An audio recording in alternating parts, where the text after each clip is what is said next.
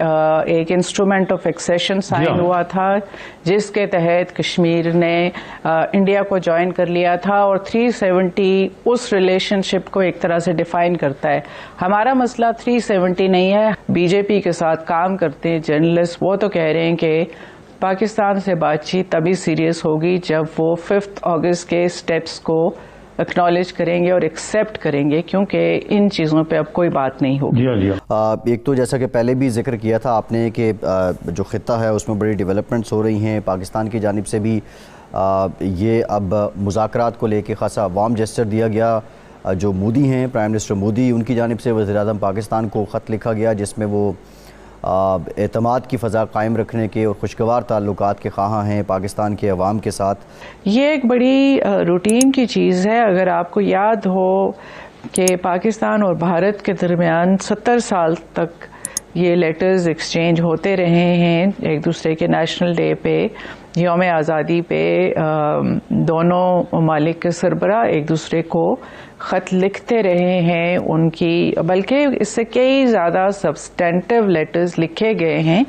یہ تو لیٹر بہت ہی، ایک تو اس میں کوئی سبسٹنس نہیں ہے، دوسری جو ایک انہوں نے سبسٹینٹیو ایشو کی بات کی ہے وہ ہے ٹیررزم. تو میرا خیال ہے کہ تھوڑا سا ٹیررزم کا مینشن کیا گیا ہے. ظاہر ہے کہ پاکستان بھی ٹیررزم پہ بھارت سے بات کرنا چاہے گا.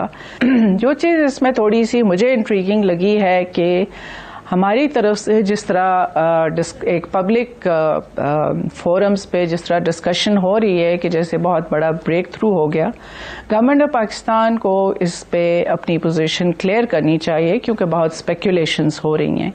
اور وہ اس کانٹیکسٹ میں بھی ہیں کہ پرائم منسٹر کی بڑی کلیئر سٹیٹمنٹس ہیں کہ جب تک انڈیا 5 اگست کے سٹیپس کو رول بیک نہیں کرتا، بھارت سے بات چیت نہیں ہو سکتی. تو کیا وہ کوئی ایشورنس ملی ہے کہ وہ سٹیپس رول بیک ہونے والے ہیں؟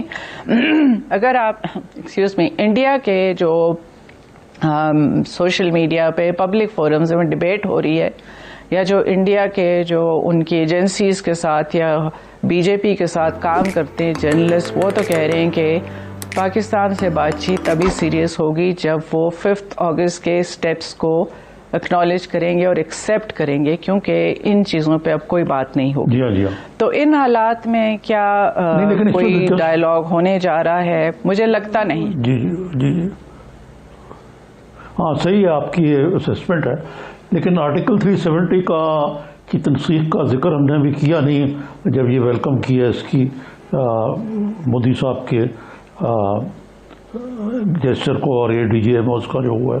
خیر یہ تو ایک طرف رہی بات ہے کہ میرا سوال آپ سے یہ ہے کہ جو میاں نواز شریف کا جو رول تھا اس وقت سرتاج عزیز اور ان دونوں کو بھی سنب بھی کیا، وہ جو طارق فاطمی صاحب تھے، اور باقی بھی ان سب کو گلوب سے باہر رکھا. یہ باتیں تو ٹھیک ہیں. جو کہا جاتا تھا کہ بلکہ کہ مودی کا جو یار ہے وہ غدار ہے، تو اس حد تک تو بات چلے گی تھی. اس کا جواب تو ان ایلیگیشنز کا اور ریزنز کیا ہیں، اس کا جواب تو نواز شریف صاحب ہی دے سکتے ہیں. میں تو I can't read his mind. لیکن تسنیم صاحبہ آپ نے ایک سٹیٹمنٹ دی تھی 16 مارچ 2020 کی ایک سٹیٹمنٹ تھی، اور اس میں آپ نے یہ الزام عائد کیا تھا کہ نواز شریف کے دور میں دفتر میں نے بات کی تھی اس کانٹیکسٹ میں کہ I was spokes person ministry کی، اور اس حیثیت میں جو انسٹرکشنز ملی تھی میں اس کے کانٹیکسٹ میں بات کی تھی. باسط صاحب کو کیا انسٹرکشنز گئیں، باسط صاحب سے کیا بات ہوئی، ان کے کیا ایکسپیرینسز ہیں، اس کے بارے میں وہی بات کر سکتے ہیں، یا اس کے پیچھے ریزن کیا تھی وہ نواز شریف صاحب بتا سکتے ہیں. میں نے بات کی تھی کہ ایز اسپوکس پرسن جب آپ کو پالیسی پہ بولنا ہوتا ہے تو آپ کو کیا پیرامیٹرز آپ کے پاس ہوتے ہیں، نیچرلی آپ سے آن دا اسپاٹ بھی سوال ہوتے ہیں.